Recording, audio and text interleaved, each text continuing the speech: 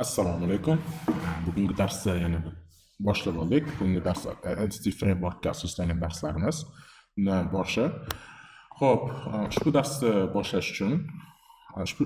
boshlashdan oldin keyinlar bitta proyektni noldan ko'tarish haqida o'ylaymiz. Bu proyekt nomini shunchaki U-Project deb nomlaymiz va ushbu proyektni ya'ni qo'shimcha darslar orqali shu proyektni rivojlantirib boramiz. Keyinlar buning uchun Entity Framework doir bo'lsa, xo'p, buning uchun keyinda birinchi proyekt yaratishdan boshlaymiz. Xo'p, buning uchun biz ASP.NET Core Empty Project yetarli. Next qilamiz, project nomini New Project deymiz. Vaqtinchalikka menga shu nom ma'qul keldi. Next qilamiz. Bizda 9 bor, ya'ni 9 yo'q ekan, mayli 8 ni ham ishlataveramiz. Agar 8 da ko'taradigan bo'lsa, shunchaki API-ni o'zini olaveramiz. Ya'ni bu yerga 9 o'rnatilmagan ekan, shuning uchun Web API yaratadi. Ya'ni Swagger bilan ishlaymiz ushbu proyektda. Hop, Web API next. Keyingi darsimizda balki proyektni ya'ni upgrade qilib ham ketishimiz mumkin. Keyingi U-Project. Proyektni o'zlari chiroyliroq nom berasizlar. Hozircha shu bo'yicha ketamiz. .NET statement institute va yaratdik. Proyektimiz juda sodda bo'ladi. Ya'ni Entity Framework'ga kirish. Bunda shunchaki biz Entity Framework bilan qisqacha tanishamiz va bitta krut operatsiyasini bajaramiz. Buning uchun proyektni oldin biz tekshirib olaylik. Proyekt qanday xilda ekan. Bu yerda slash ishlatamiz. Chunki .NET 9 emas ekan. Bemalol oldingi darsga o'xshatib, ya'ni Scala bilan ishlatsangiz ham bo'ladi. Farqi yo'q. Balki keyingi darslardan Scala'ni integratsiya qilamiz. Hozircha Notion. Hop, Swagger bu yerda Visual for Request orqali try out va bitta request jo'natib, bizda ma'lumot bor. Hop, uning uchun Entity Framework'dan keyinlar oldin qisqacha tanishib o'tamiz. Buning uchun browser boshlaymiz. Va browserda shunchaki Entity Framework tutorial, ya'ni sizlar uchun eng yaxshi saytni ko'rib o'tamiz. Ya'ni sizlar shu o'rganishni boshlaganlaringizdan keyin har doim qaysi mavzu bo'lsa, o'sha mavzuga tegishli qandaydir artikel o'qiysiz. Xo'p, bu yerda Entity Framework haqida qisqacha ma'lumot kelgan. Nima uchun aynan ORM? ORM keyinlar ORM bu Object Relational Mapper hisoblanadi. Ya'ni sizning applicationingizdagi model bilan databasedagi modeldan bir-biriga ya'ni bog'lab beruvchi ko'prik hisoblanadi, qisqa qilib aytganda. Va o'rtasida ya'ni ORM sizga qo'shimcha imkoniyatlar beradi. Ya'ni sizning applicationingiz qo'shimcha database logikasini yozmasdan, ma'lumotlar bo'yicha qo'shimcha logika yozmasdan, shunchaki abstrakt holatda turli xil metodlarga ajratib berishi mumkin. Migratsiya bilan ta'minlab berishi mumkin. Ya'ni turli xil approach, ya'ni bizdagi database approach and database first approach bor, code first approach bor. Oldingi darslarda biz Docker bilan ishlaganimizda database first approach bo'yicha ketganmiz. Entity Framework'da bunday qilishimiz shart emas. Ya'ni biz birinchi modelni yaratamiz, migratsiya orqali uning kodini keyinchalik database yaratamiz. Bu nima uchun muhim? Sizning applicationingizni istalgan odam run qilsa, database'ga sizga tayyor database yaratib beradi. Ma'lumotlarni yaratib beradi. Hop, nima deyapti? Keyin bu yerda bu ya'ni ishlab chiqarish jarayonini juda ham soddalashtiradi. Ya'ni qayta unga qo'shimcha o'zgartirish kiritish, unga qo'shimcha xususiyatlar kiritish, ya'ni lazy loading, ya'ni connection pooling va qo'shimcha yaxshi imkoniyatlarni aytib bergan. Hop, keyin bu abstraksiyani ta'minlab beradi. Va siz ORM ishlatganingizda, Entity Framework'da ishlatganingizda bitta databasedan ikkinchi databasega o'tishingizda muammo tug'diradi. Ayniqsa relational databaselar deymiz. Masalan, SQL Server ishlatyapsizmi? Sizga PostgreSQL yoki bo'lmasa MySQL o'tganingizda sizda muammo bo'lmaydi. Nimaga? Chunki abstraksiya bir xil, siz katta o'zgarish qilishingiz shart emas. Xo'p, bu yerda oldin nimalar haqida qo'shimcha imkoniyatlar haqida aytilgan.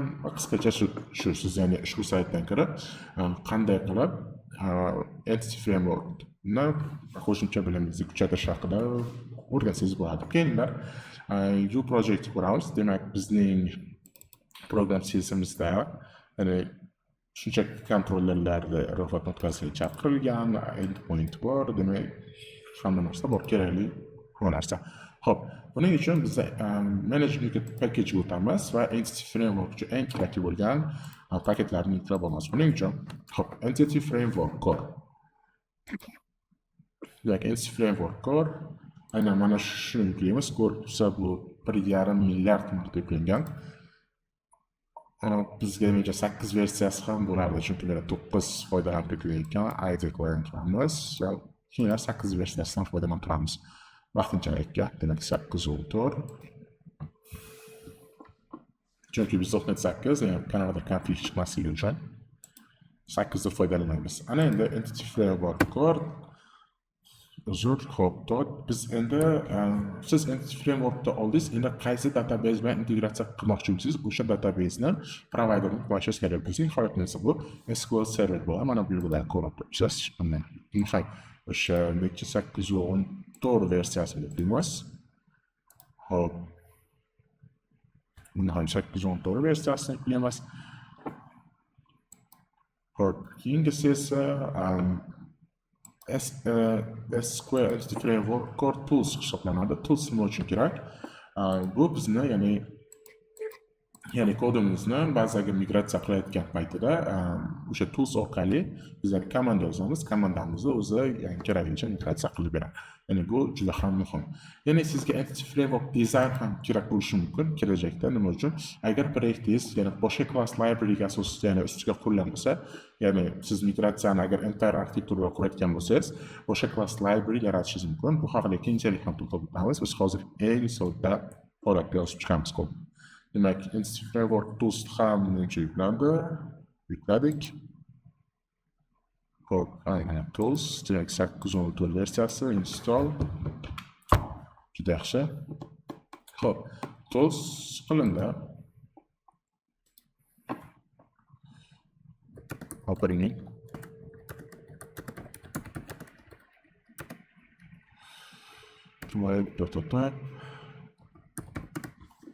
Ana endi demak biz uchun eng kerakli paketlar yuklandi. Ana endi code first approach nima deyapti? Buning uchun kelar dizaynni chizishdan boshlaymiz.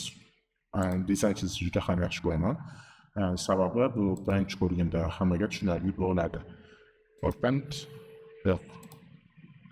new project migrate biz migrate page view kerakmas. Hop. Demak, bizda eng asosiy qismi eng asosiy modelimiz bo'ladi. Hop, mana bu yerda modelni yaratamiz. Bizda user modeli bo'ladi. Hop, user modelimiz bizda ID, bu greet tipda bo'ladi.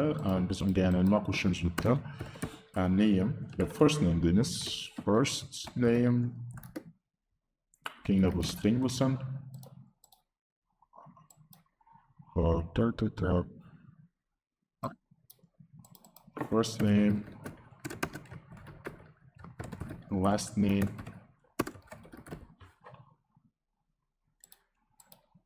demak bizda mana shu ishda hozir shu ishlatsa kerak, ya'ni biz bunga rol ham qo'shishimiz mumkin, rolni keyinchalik qo'shib qo'yamiz.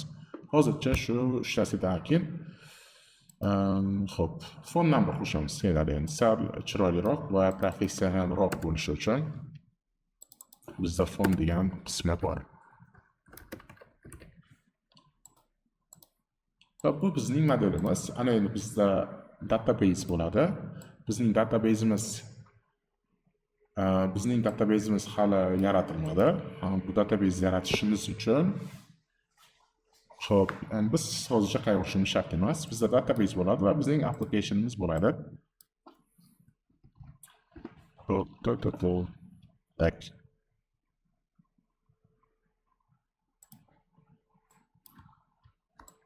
Demak, keladi. Buning uchun bizda bitta repository bo'ladi.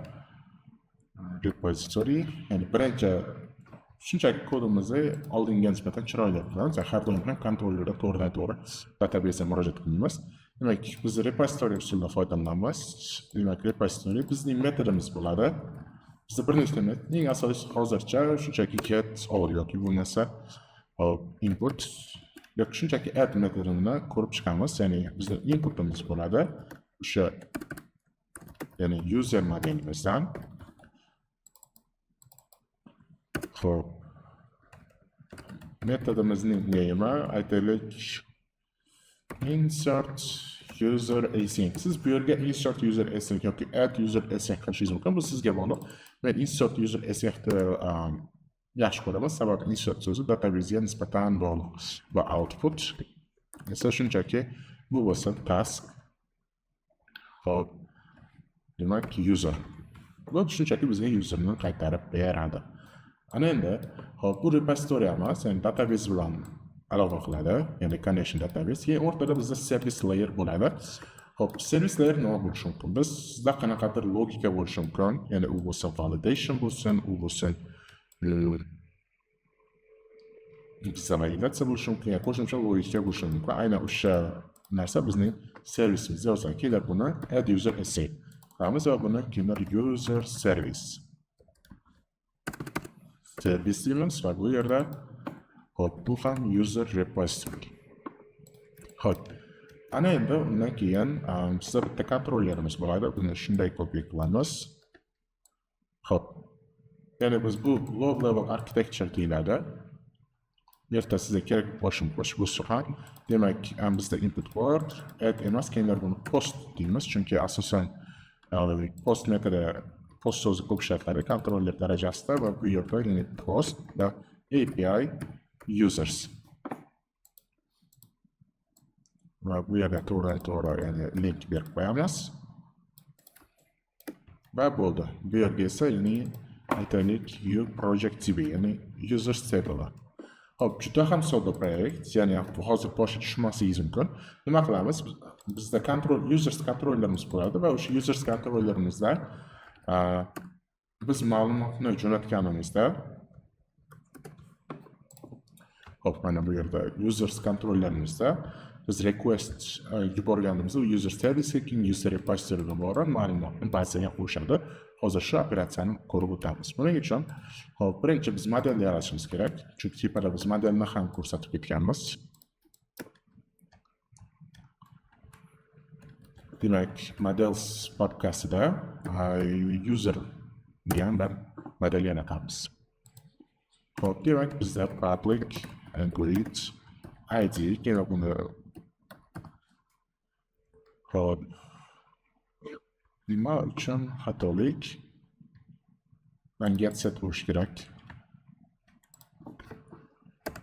Demak, aytamiz public string first name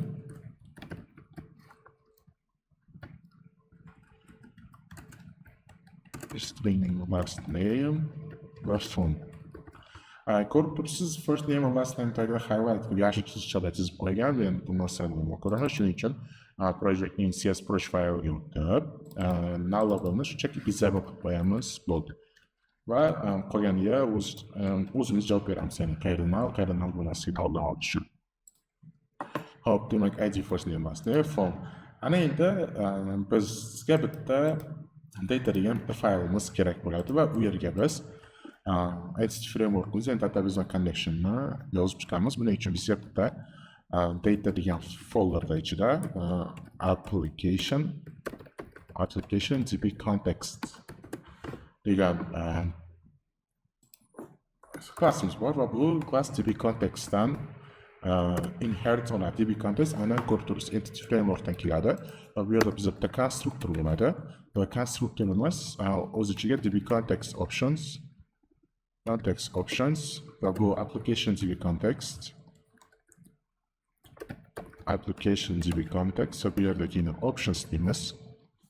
Ozgina kichraytiramiz va base'ga ya'ni db context o'ziga o'sha optionsni yuboramiz. Juda sodda. Ya'ni bu aynan mana shu yerda connection ishga tushadi. Xo'p, mana bu asosiy skeleti.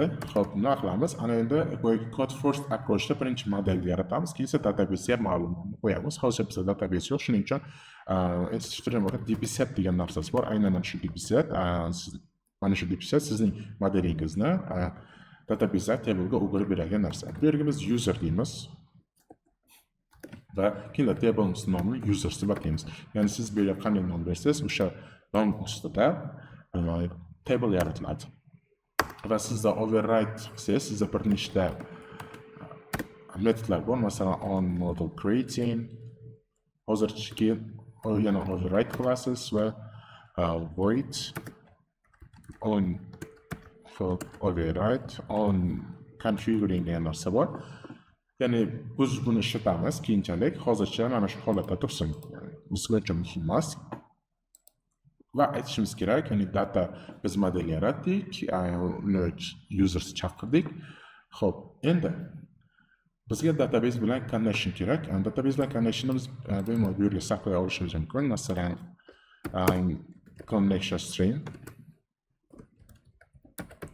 connection strings deymiz.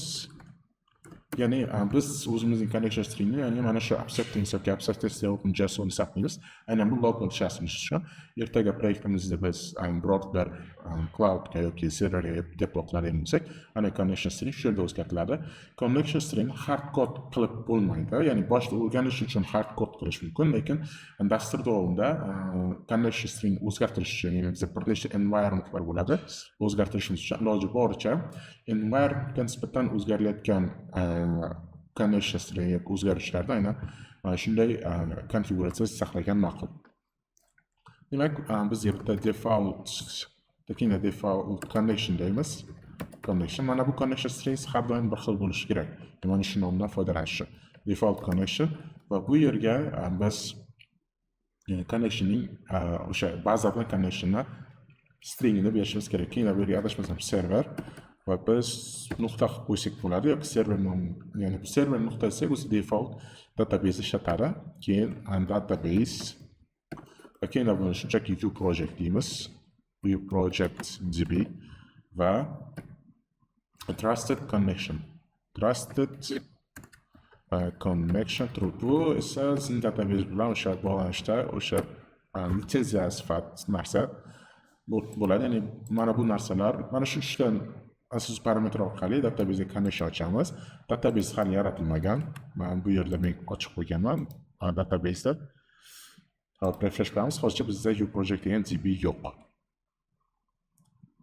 Xo'sh, endi balki server nomi xato bergan, buni keyin ko'rib o'tamiz.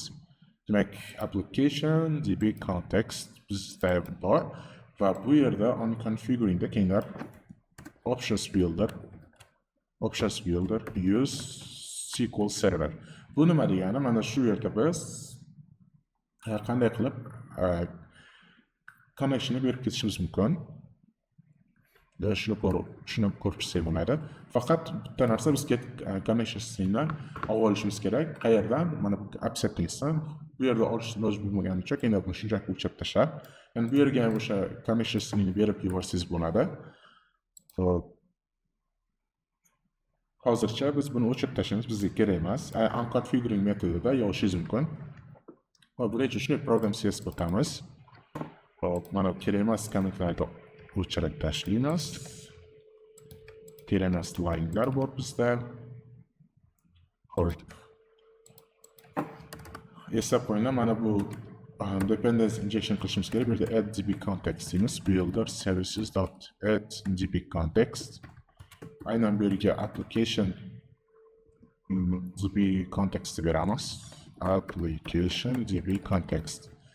Va bu yerga bitta shu delegate'ni yozib yuboramiz, ya'ni options. Ya'ni biz bu yerga connection stringimizni to'g'ri ko'rsatish uchun options.use SQL server. Ya'ni configure'ni shu yerga yozamiz. Va bu yerda keyin mana bu tepada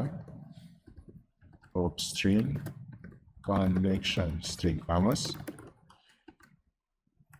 va builder.configuration. Aynan configuration da biz mana bu acceptance'da saqlayotgan o'zgarishlarni olishimiz mumkin. Get connection string qilamiz va bu yerga o'sha get connection string deganda acceptance'da bo'lgan mana connection string ichidagi ma'lumotga qaraydi va bu yerda default connection name'ni olamiz. Default connection. Keyin o'qishga chiroyli bo'lishini qilamiz va bu yerda use SQL server va connection string va line yapamiz. Xo'p, bu yerda connection stringni oldik va connection string to'g'rilab qo'ydik. Ana endi application DB context o'tamiz. Bizda hozircha hamma narsa bor. Ana endi bizda migratsiya degan narsa bor. Aynan o'sha migratsiya bizning kodimizni, ya'ni databasega o'giruvchi kod qilib beradi. Modelimiz databasga o'tiradigan model. Buning uchun package manager console bor. Agar sizda package manager console bo'lmasa, mana bu yerda view qismi bo'ldi. Other Windows va mana shu yerda package manager console'da tanlashingiz mumkin. Xo'p, bizda bir nechta komanda bor, yodlab qolish uchun. Birinchisi add migration class, ya'ni bu migratsiya yarat va migration nomiga add users table deymiz va enter bosamiz. Xo'p, bu build stacklar application to'liq hech qanday kod bo'lmasa, hech qanday error bo'lmasa, bu keyin qarab o'tadi. Build succeeded va bizga migratsiya yaratilib berdi. Yana migratsiya haqida ozgina gaplashamiz. Buning uchun ko'rib turibsizlar, bizga migrations folderning ichida bizga ikkita migratsiya yaratildi. Xo'p, har safar siz migratsiya qo'shib ketishingiz mumkin. Xo'p, bu add users table migration oladi. Siz bunga juda ham ko'p ahamiyat berishingiz kerak emas. Eng asosiysi model yaratadigan to'g'ri konfiguratsiya qilsangiz bo'ldi. Bu yerda ikkita asosiy metod up and down metodi bo'ladi. Hop, up metodi ma'lumotni yaratilish qismini ko'rsatib bersa, down metodi uni o'chirib tashlash, ya'ni qachondir biz o'chirib tashlamoqchi bo'lsak, ya'ni mana shu qismi ishlashib ketadi. Hop, bu yerda aytyapti, ya'ni migrations build'lar bitta users degan table yarat, ya'ni create table yarat va uning kolonlarini belgilab chiqyapti. Masalan, ID unique identifier, ya'ni null bo'lishi kerak emas. Unique identifier bu GUID degani, keyin first name, last name bularni ya'ni null qilishimiz mumkin. Keyin fauna bu ham ya'ni nullable bo'lishi mumkin. Qanday qilib nullable qilmaslik mumkin? Buni keyingi darsda gaplashib o'tamiz. Ya'ni biz qo'shimcha o'sha atributlar yoki bo'lmasa konfiguratsiyalar haqida. Va bu yerda aytyapti bitta primary key bor va bu userning ID'si. Eslab qolinglar, siz model yaratganingizda u har bitta modelni o'zi Entity Framework har bitta modelingiz uchun bitta primary key qilish mumkin by default. Agar sizning modelingizda ID degan birorta field bo'lsa, o'sha field uchun bitta primary key o'zi by default yaratib beradi. Mana bizda table yaratildi. Ana endi bizda update database. Update database nima degani? Applicationda migratsiya databasega ko'chirgan. Hozircha bizda refresh qilamiz. Bizda hech qanday U project degan DB yo'q. Shuning uchun ana endi o'sha package managerni ochamiz va bu yerda update database ni qo'yamiz va shuni o'zida enter.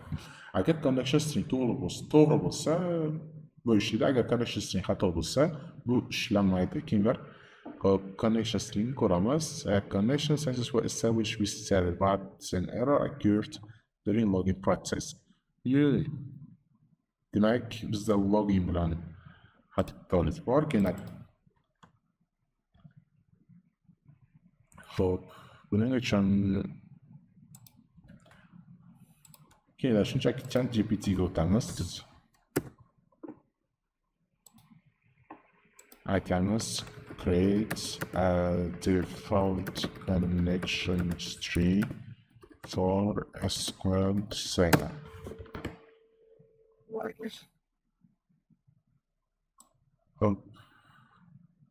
Demak, bizga username, password. Demak, mana bu shart emas, localhost, username ID.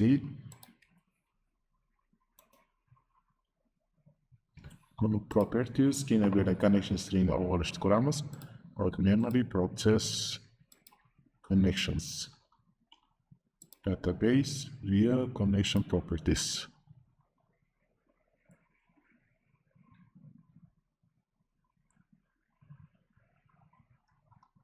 Xo'p.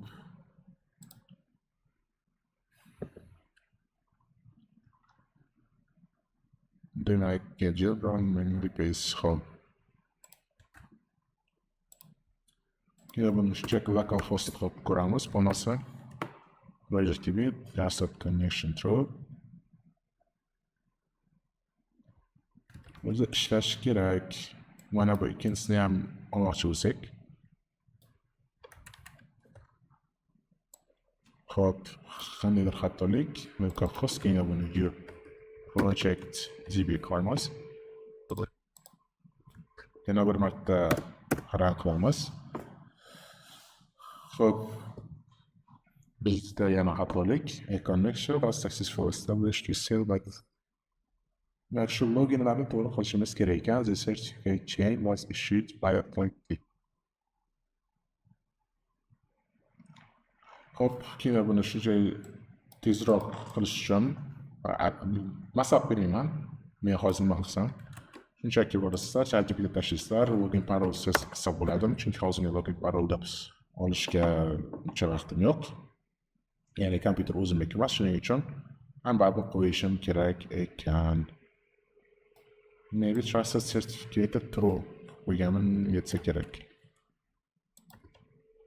Hop, yana bir marta Picus Major qilib o'chamiz. Bo'ldi, trusted certificate true qildik. Menimcha ishladi.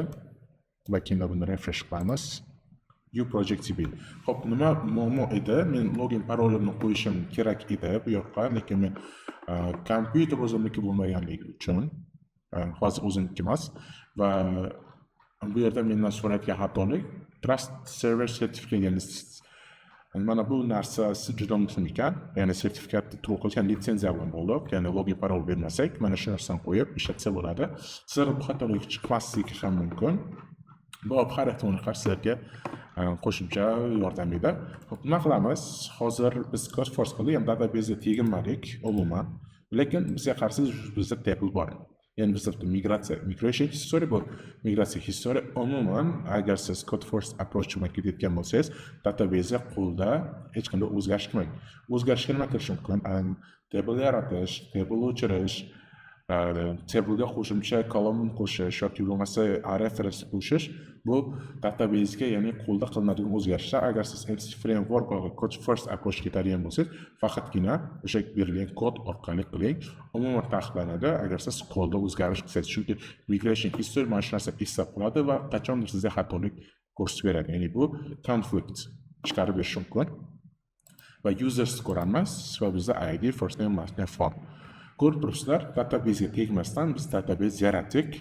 Ana endi shunchaki bundan foydalanib ko'ramiz. Boshlanishiga shunchaki kontrollerdan to'g'ri ma'lumot jo'natamiz. Buning uchun keyinroq bitta users controller deymiz. Va controller, bizda controller base'dan inherit olish kerak edi. Va aytamiz, bitta konstruktor yaratamiz va bu konstruktorimiz keyin application db contextdan nima olsin? This application db context va bu yerga bitta field qo'shamiz. Bu keyin buni read only deymiz, nimaga o'zgartirib bo'lmasin. Xo'p, endi bitta post metodi yaratamiz.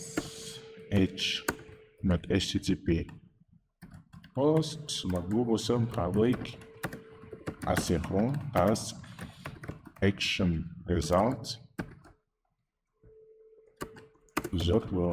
action result va mana bu yerda ya'ni user modeli va shu yerda post user async metodi va bu o'z navbatida ya'ni user modelini olsin. Ana endi bazaga biz qanday qilib user modelini qo'shishimiz mumkin? Buning uchun aytamiz this application db context.users, ya'ni bu users degan mana application db context bu public fieldimiz bor.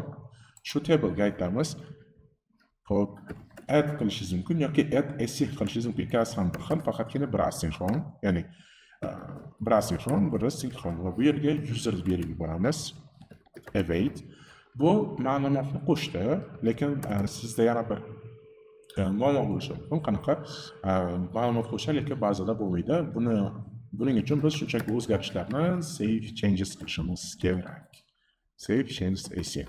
Aynan mana shu narsa bizning bazamizga ma'lumotni qo'shishni to'g'ri turib, add user qilganimiz bizga ma'lumot qaytaradi. Xo'p,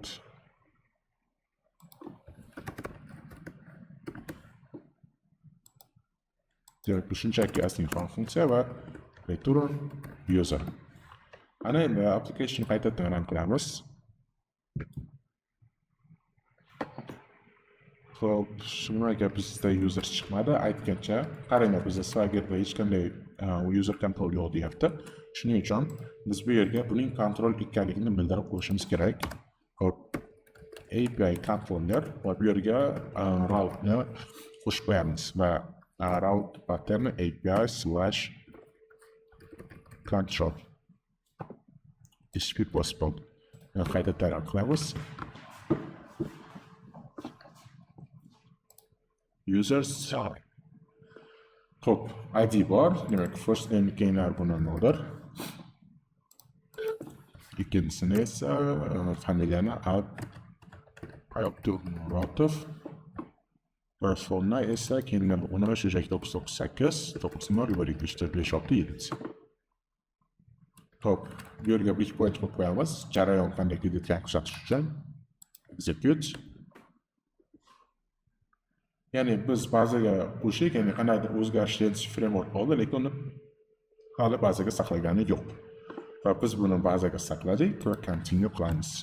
Xo'p, keyinlar haqiqatan bazaga qo'shildimi yoki yo'qmi tekshirish uchun bu yerga bitta control n ochamiz. Bu yangi control n orqali yangi query window ochamiz va bu yerga select all from users. Va xo'p, F5 orqali run qilamiz. Mana ko'rib turibsiz, bizda ma'lumot bor. Tabriklayman, agar siz ham shuni qilayotgan bo'lsangiz, birinchi ya'ni post operatsiyasini bajardingiz. Xo'p, endi bizda yana bo'lishi mumkin get all, update va delete operatsiyalar bo'lishi mumkin. Buning uchun xo'p, nima qilamiz?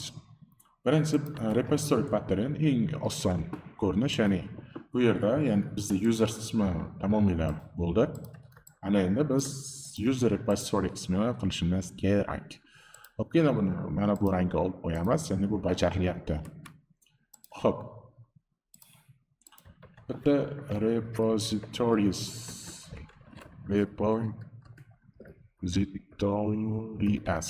ular user user repository ni ochamiz. Tak. Keyinlarga xo'p. Shunchaki bitta user repositories degan papka ham ochamiz.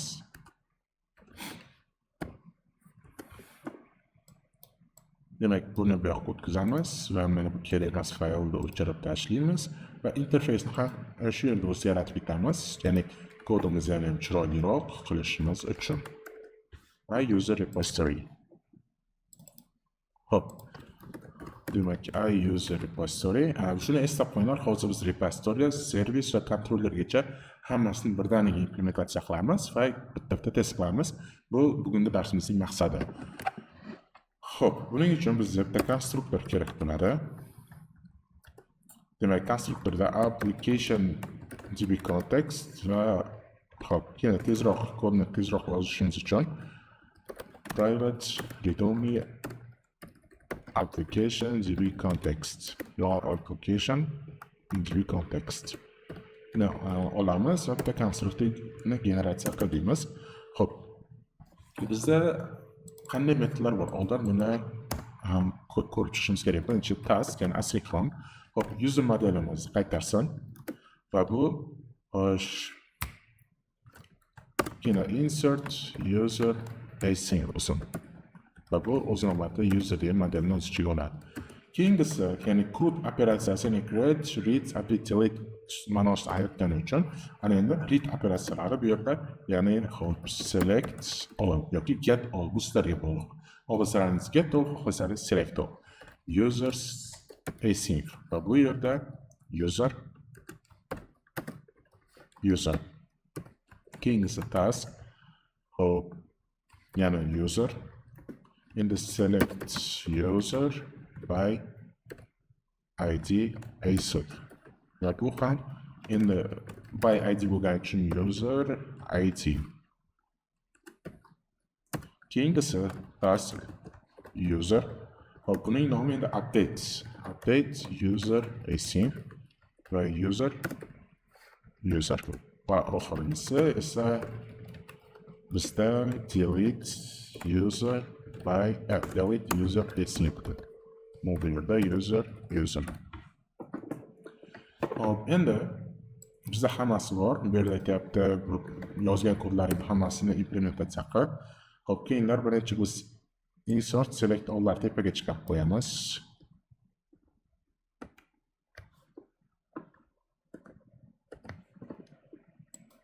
Hop, va delete eng oxiriga.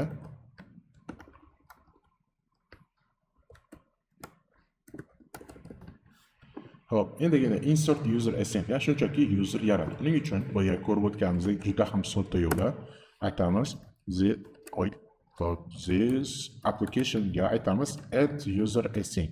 Add async metodi bor. To'g'risi Entity Framework bilan ya'ni user qo'shish va o'chirish uchun juda ham imkoniyat ko'p. Ya'ni qanday qo'shish bu eng sodda imkoniyati. Biz yana ko'rib o'tishimiz mumkin kelajakda qanday qilib boshqacha qo'shish usullarini. Demak, user qo'shdik va endi buni bu asinxron va buni endi save change qilishimiz kerak. Chunki hamma o'zgarishni ko'rsatish uchun. Dot save changes async. Ana endi select all uchun esacha. Hop, select all uchun bu all bo'lgandek iQueryable qaytaramiz. iQueryable nima ekanligiga ham batun keyingi darsda javob olib ketamiz. Hop, buning uchun hop this application db context dot users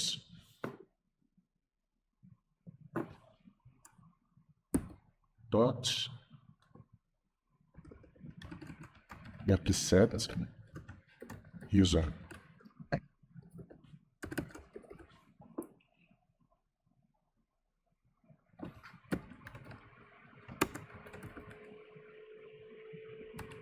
Vooral de async nog qaytaradi, iQueryable. Va buni return qilamiz. Ya'ni bizga hech qanday o'zgarish yo'q.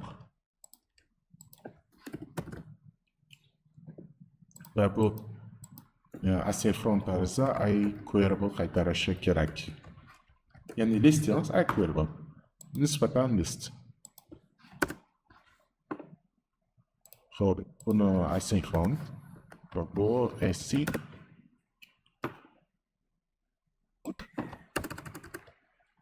and small tracking called users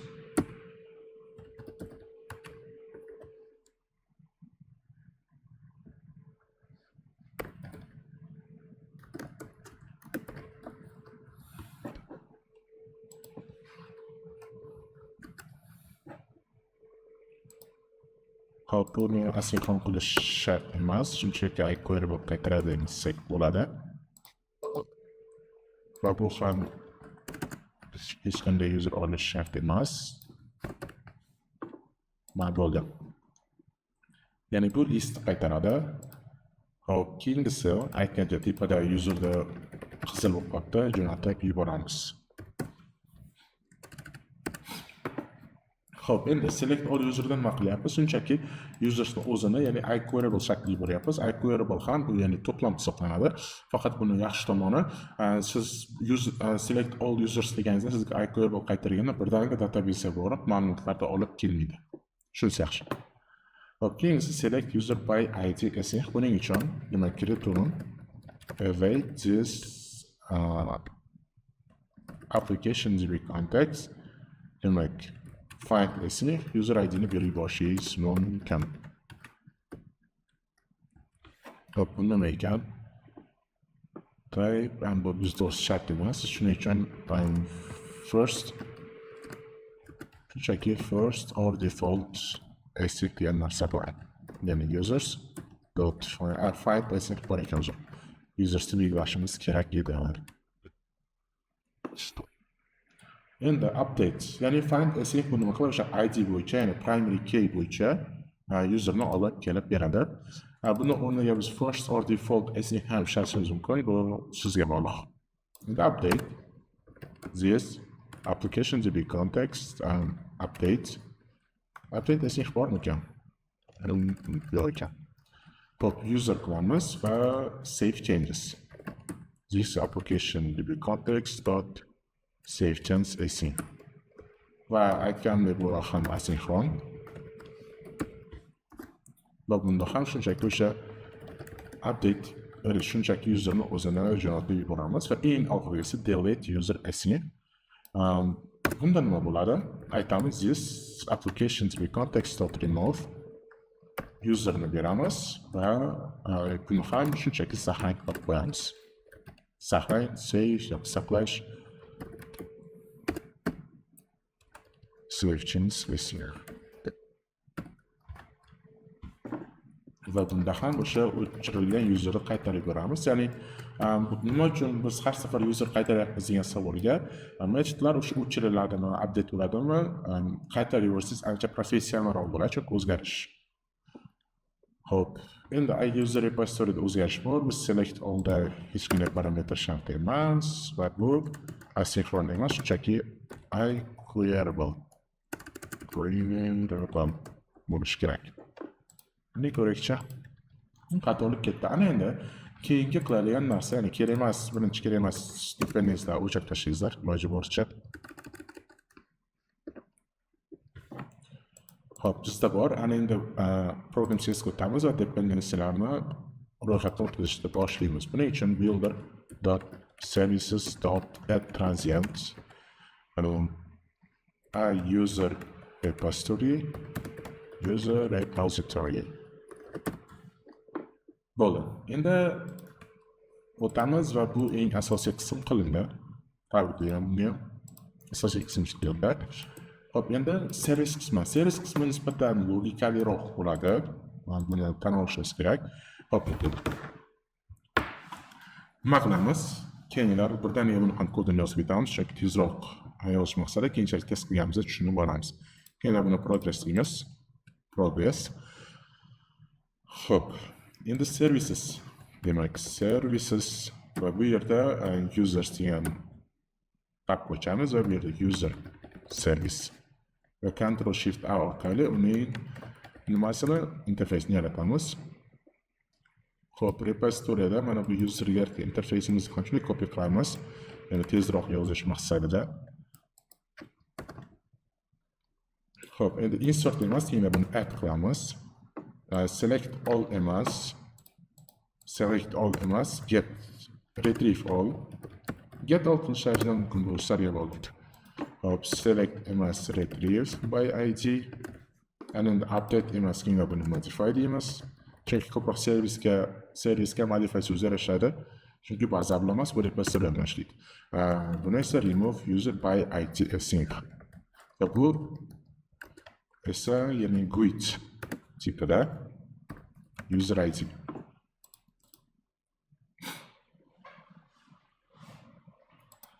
Xo'sh, demak, hammasi bor. Demak, user id juda zo'r. Hop, nima qilamiz? User service o'tamiz. User service va buni ham implementatsiyasini chaqiramiz.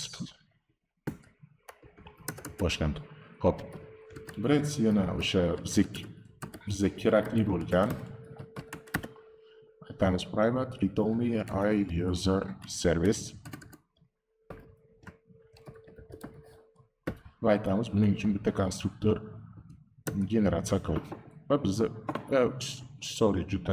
juda kechirasizlar, user repository. Hop, repositoryni yaratdik. Ana endi add user async. Add user async juda ham sodda, shunchaki return deymiz. Await this user repository dot insert user async qilamiz va user ma'lumotini jo'natib yuboramiz. Ya'ni biz qo'shimcha logikani hal qilmaymiz. Asosiy logika servis xatlarida bo'ladi. Biz bunda qo'shimcha logika qo'shmadik. Logika nima bo'lishi mumkin? Validation bo'lishi mumkin. Qo'shimcha exception handling bo'lishi mumkin. Bu logika, lekin hali biz ularga qilmaymiz. Keyinchalik qo'shimiz mumkin. Xo'p, modify ham juda sodda, ya'ni aytamiz return await this user repository dot update async. Right user. E'tibor beringlar, servis qatlamida hech qanaqa baza bilan connection yo'q, ya'ni dependency yo'q. Entity framework bilan ham dependency yo'q. Mana buni ko'rishingiz mumkin. Biz shunchaki repository orqali ishlayapmiz. Remove by user ID bu nisbatan qiyinroq bo'ladi. Nimaga? Birinchi o'sha user ID orqali ma'lumot olib kelib, keyin o'chirib tashlashimiz kerak. Shu yerga ahamiyat berasizlar. Inner user, demak user aytamiz await this user repository dot select user by ID async, ya'ni user ID ni berib yuboramiz. Va aytamiz return await this user repository and delete qilamiz va mana shu userni beramiz. Xo'p, endi retrieve all juda ham oson. Shunchaki return qilasizlar. Await asynchronous user for this user repository dot select all users. Keyin async qilib ketaman. Mana shu yerga ahamiyat beringlar, bu asyncron emas. Bu sinxron. Kerak emas joyda async so'zini tashlash kerak. Ana endi retrieve esa bu ham it's pretty simple. This user repository dot select user by ID async va bu yerga user ID ni berib yuboramiz. Deyarli metodlarimiz faqatgina order, ya'ni to'g'rilashimiz kerak.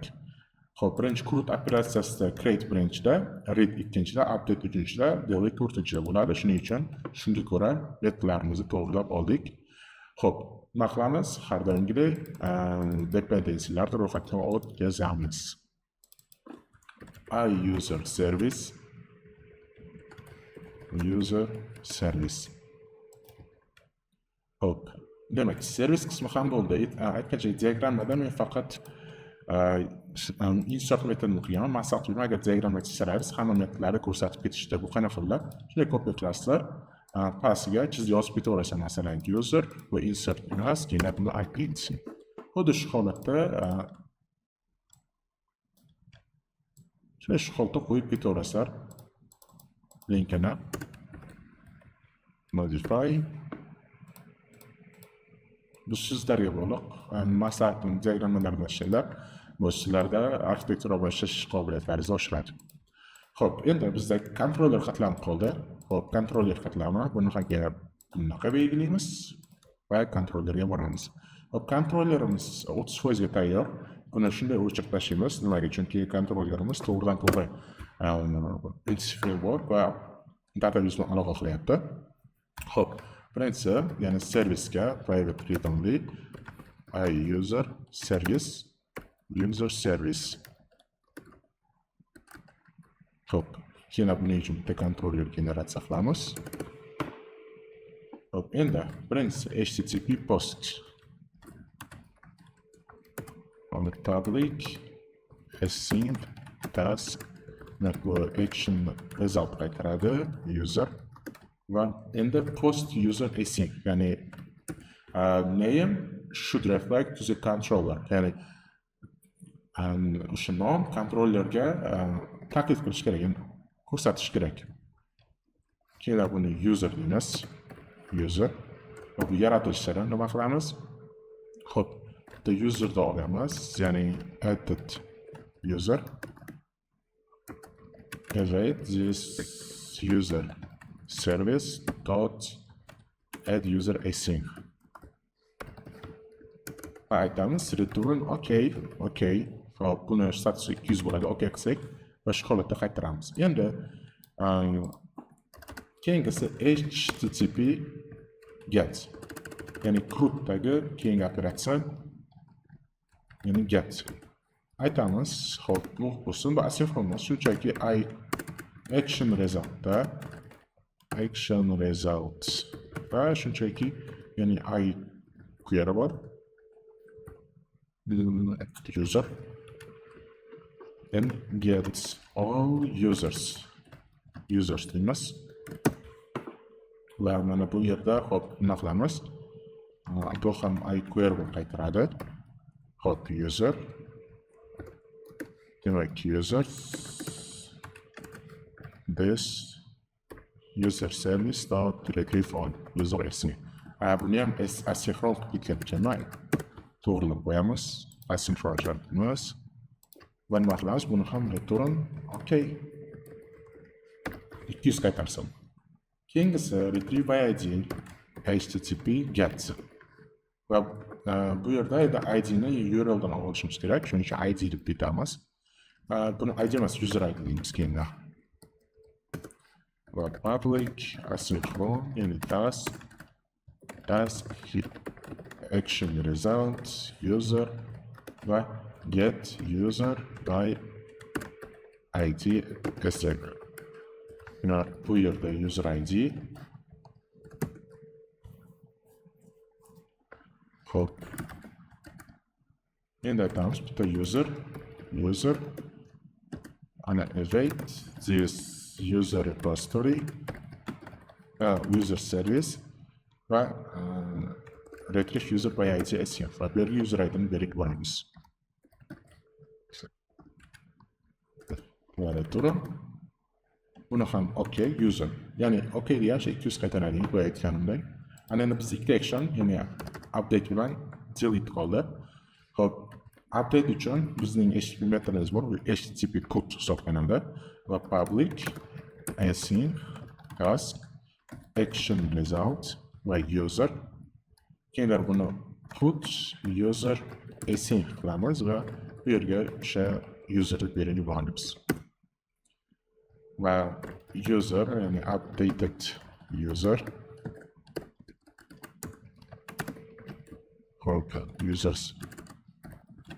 user service dot add user async. Yes, user add emas, ya'ni update user modify user async va user return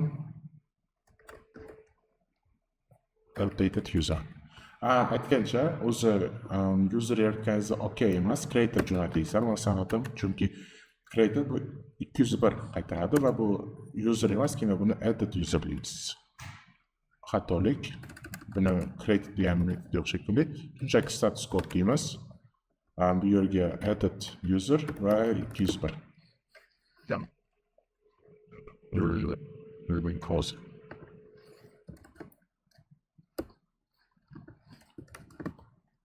User yo'q. 201 user deymiz. Ya'ni har doim nimadir yaratsangiz, u 201 status kodda qaytish kerak. Endi oxirgisi HTTP delete.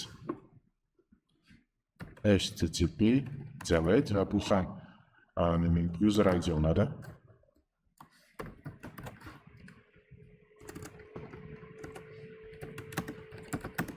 Demak, asynchron tarzda bizga action result user by delete user by id async.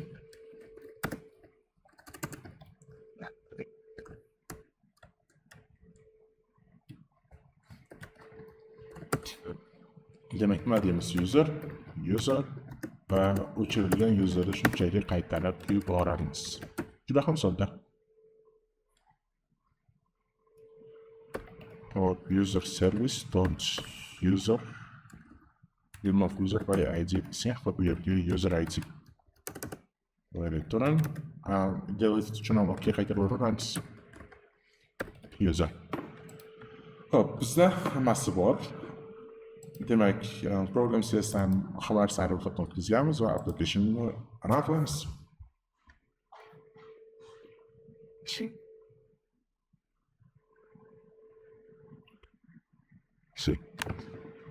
Xo'p, ko'rib tursa bizda Swagger'da 5 ta metodimiz bor. Xo'p, birinchisi bitta user yaratamiz. Adashmasam user yaratilgan bizda bazada.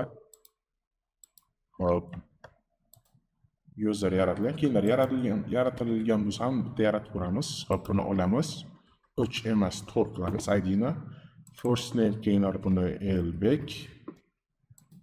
Last name Normoratos va nomeri keyin string qolaversin. Execute qilamiz. 201 ishladi. Va bazaga o'tib hammasini qaytarsak ishlayapti. Keyin endi get all ko'ramiz. API users.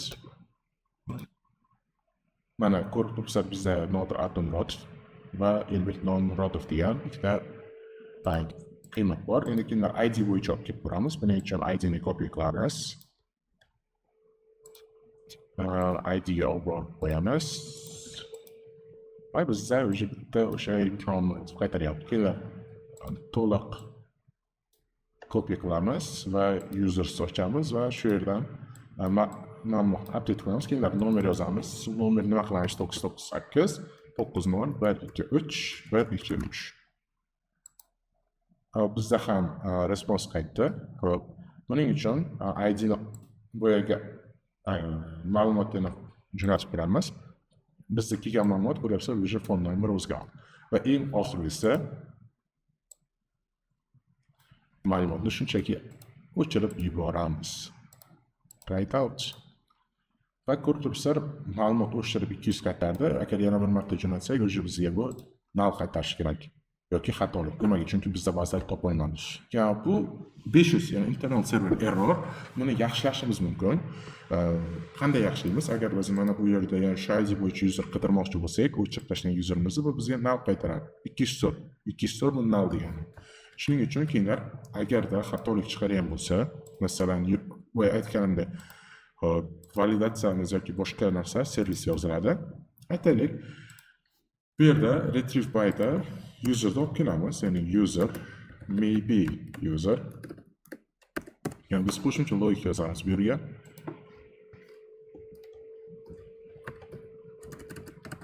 Await ism. Hop. Aytamiz if maybe user is null.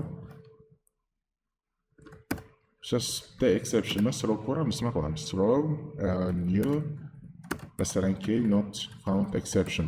Va message'iga user is not found deymiz.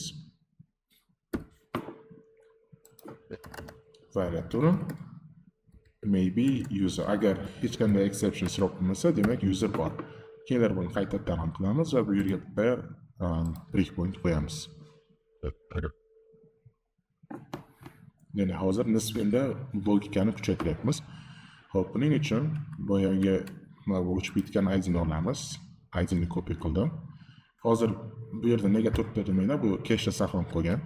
Hop, get by ID qilamiz. Ya'ni o'chib ketgan user bor bo'ldi. Execute qilamiz. Bizda user ID bor.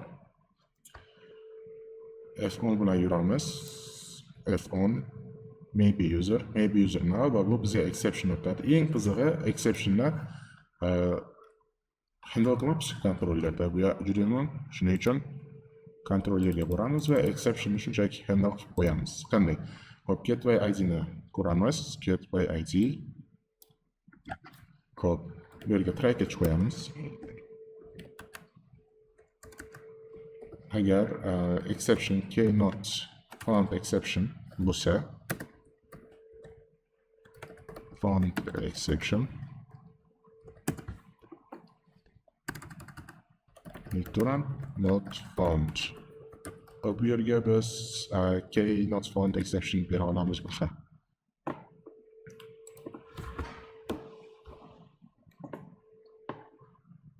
Aytyapmiz, agar not found exception bo'lsa, to restore qaytar, not found qaytar.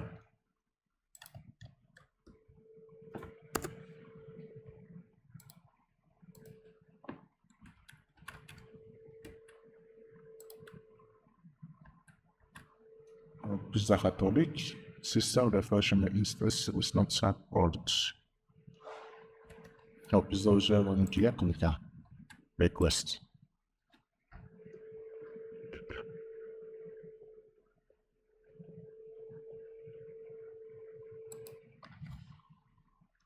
So, demak, kelar buni shunchaki olamiz. Menimcha bu yerda shunchaki cannot find name message'ini berib qo'yamiz.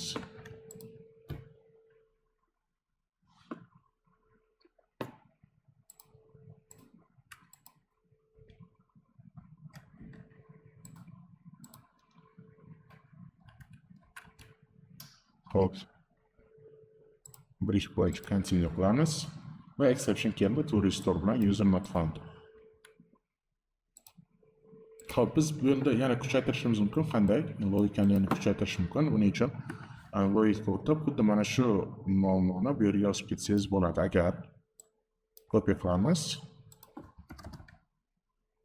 Like it handle group maybe user bo'la qolsin. Agar o'chirayotganda ham ushbu user topilmasa, shunchaki o'chirib tashlash, shunchaki xatolik jo'natib va xuddi shu logikani modifiyga qo'yamiz. Kontrollarga o'tamiz va bu yerga trackishlar qo'yib chiqsangiz bo'ladi.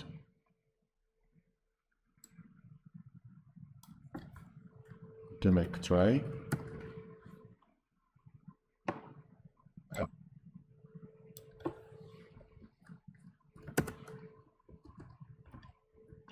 Hop, ana endi catch.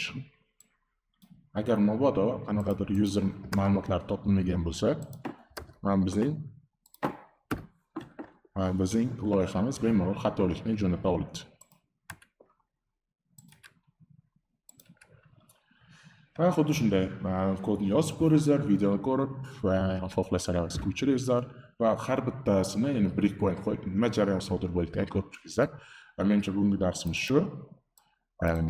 Hammaga rahmat. Sog' bo'linglar.